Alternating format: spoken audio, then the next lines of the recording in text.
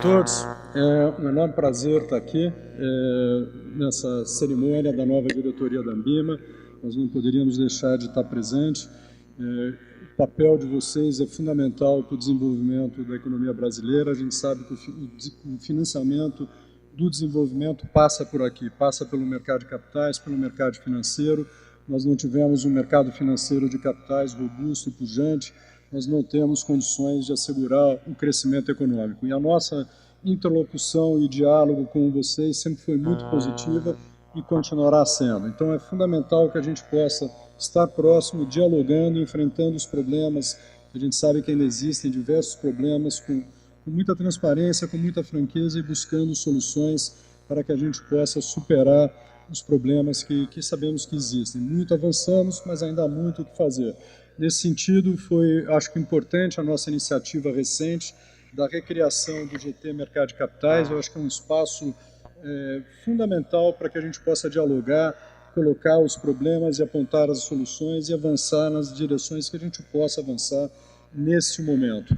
Eu conversei muito com a Ambima, com o Febraban, com diversos aqui, e o que a gente quer, Banco Central, CVM, Ministério da Fazenda, BNDES, Ministério do Planejamento, todos que estarão sentados nessa mesa, SUSEP, Previc, a gente quer tentar avançar em temas que estão no nosso controle. Eu acho que tem coisas que a gente pode fazer prescindindo do Congresso Nacional, da aprovação de lei, não que a gente não possa encaminhar projetos de lei, mas vamos focar nas coisas que estão no nosso controle e que a gente possa dar respostas mais rápidas. Então, o GT Mercado de Capitais, eu acho que foi uma boa iniciativa que está sendo coordenada aqui pela secretária Ana Paula, que, aliás, gostaria de estar presente aqui, mas teve que ficar em Brasília. Então, esse eu acho que é um momento para que a gente possa avançar nos nossos temas daqui até o final do ano. Eu gostaria de, muito rapidamente, passar mais 3 mensagens que eu acho que são importantes nesse momento que nós estamos vivendo, sobretudo em função das dificuldades que nós enfrentamos nas últimas 3 semanas. O primeiro é o nosso absoluto compromisso com a disciplina fiscal.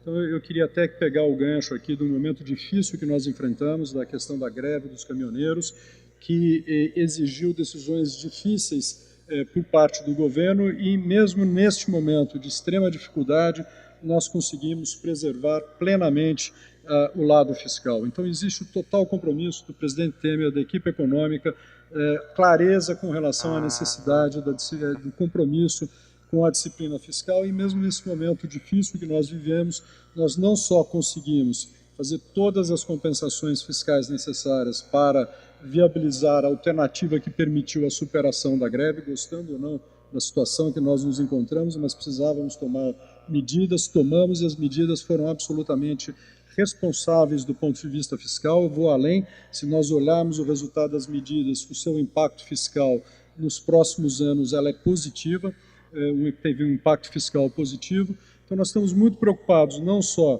com o absoluto cumprimento de metas, teto de gasto, regra de ouro em 2018, mas também trabalhar para dar maior flexibilidade à próxima equipe, que é o próximo governo, que assume a partir de 1º de janeiro de 2019. Então, nossa preocupação com o fiscal desse ano, nós temos todas as principais variáveis sob controle, nós não vemos risco aqui do lado fiscal desse ano, estamos trabalhando para que possa ter um pouco mais de folga e flexibilidade no ano que vem. Também nesse episódio difícil da greve dos caminhoneiros, conseguimos uma solução responsável do ponto de vista fiscal, preservamos a Petrobras. Isso é muito importante aqui com representantes do mercado de capitais, onde a autonomia da Petrobras foi plenamente preservada em termos de sua política de preço. Então, esse era um dos problemas da nossa equação que a gente tinha que enfrentar e conseguimos atender o fiscal, respeitar a autonomia e a liberdade da Petrobras,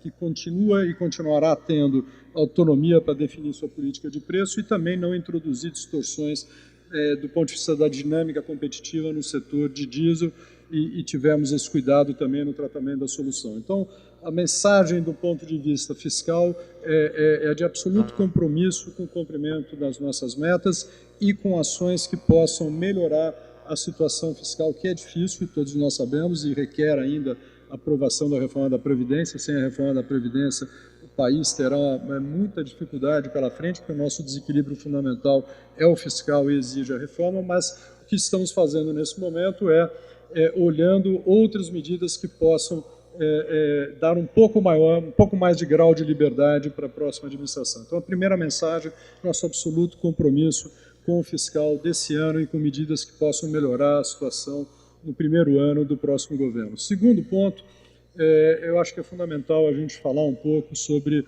o que nós vivemos nas últimas 2 semanas, particularmente na última semana, a volatilidade dos mercados, dos preços dos ativos.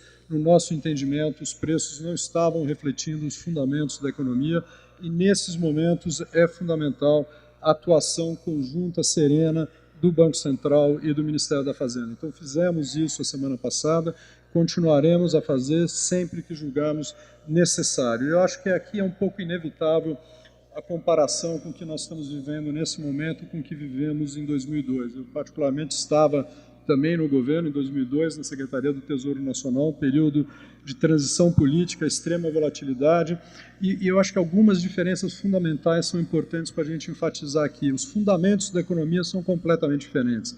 No setor externo, obviamente, temos amplas reservas, 380 bilhões de dólares de reservas, um déficit em transação corrente que é pequeno e amplamente financiado com investimento direto estrangeiro.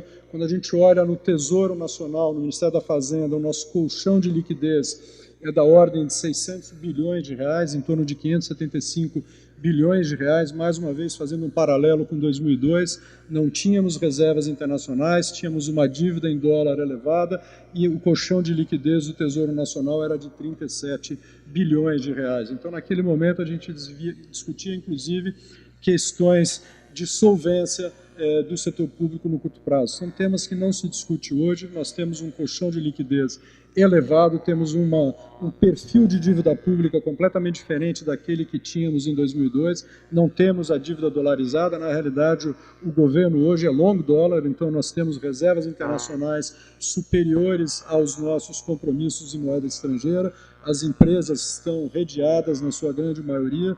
Então, do ponto de vista dos fundamentos externos e do ponto de vista do perfil de dívida pública, do colchão de liquidez do Tesouro Nacional, a situação é completamente diferente, o que significa que o Banco Central tem instrumentos à disposição para atuar no mercado de câmbio e o Ministério da Fazenda / Tesouro tem também os instrumentos para atuar no mercado de juros. E o que nós o faremos visando reduzir volatilidade. Então, todo momento em que entendemos que existe uma disfuncionalidade entre os preços e os fundamentos da economia, são os momentos que nós, de maneira conjunta, continuaremos a atuar para suavizar movimentos e reduzir volatilidade. Acho que esse é o nosso papel, ninguém tem controle sobre a direção dos preços, existe uma tendência internacional de valorização do dólar e quanto a isso não há Banco Central que possa se opor, mas a gente tem que trabalhar na suavização desses movimentos e no caso do Tesouro Nacional, eu acho que temos um papel importante nesse momento de retirar o risco do sistema e nós temos os instrumentos para fazer isso em função não só do perfil de dívida que temos, mas também do nosso importante colchão de liquidez que é fundamental para esses momentos. Então, segunda mensagem é essa, estamos, o Banco Central, o governo, vigilantes, atentos e entendemos o nosso papel nesse momento de maior volatilidade que é decorrente de um cenário externo, uma combinação de um cenário externo e, evidentemente, das incertezas colocadas pela transição de governo que traz maior volatilidade aos mercados. Então, essa é a minha segunda mensagem importante a vocês. Por fim, e não menos importante, eu queria destacar que mesmo nesses momentos, e particularmente nas últimas 3 semanas, nós observamos um avanço importante na nossa agenda legislativa. Então, às vezes isso acaba passando desapercebido em função da situação de crise, de greve ou de volatilidade de mercados, mas se nós olharmos bem, nas últimas 3 semanas, importantes temas foram aprovados no Congresso Nacional. Eu posso mencionar aqui a reoneração da folha, aliás, com o fim completo desse tipo de benefício, que no nosso entendimento não é funcional a partir de dezembro de 2020, o que terá uma importante colaboração do ponto de vista do teto do gasto para o próximo governo. Aprovamos o cadastro positivo na Câmara, falta votar um destaque, e isso já tem acordo no Senado para que a gente vote cadastro positivo. Na semana retrasada, nós votamos a duplicata eletrônica, distrato, que é um tema extremamente importante para a construção civil. Então, os temas estão andando na nossa agenda legislativa. Na segunda-feira à noite, tivemos uma reunião com o presidente da Câmara e com os principais líderes da Câmara dos Deputados, eu e o presidente da Eletrobras, onde a gente pôde explicar com muita tranquilidade a importância da privatização das 6 distribuidoras. Ontem a Câmara aprovou a urgência e temos a expectativa que esse projeto seja aprovado já na semana que vem, seguindo para o Senado, viabilizando a privatização das 6 distribuidoras, que é fundamental não só para o fornecimento de energia elétrica em 6 regiões do país, mas também para avançar na solução de melhoria da Eletrobras. Então, as coisas estão andando, nós estamos, de maneira muito pragmática, tendo um passo de cada vez, seguindo na direção correta. E eu gostaria até de mencionar aqui a minha satisfação, esse final de semana, ao ler na imprensa que o presidente da Câmara está, inclusive, discutindo a possibilidade de retomar o tema da Previdência após as eleições. Então, do ponto de vista do governo, é evidente que há todo o interesse em que essa agenda avance na medida do possível e quanto mais podemos avançar, melhor. Então, há um empenho de toda a equipe, há um empenho do presidente Temer, evidentemente, que é o fiador de todas essas reformas,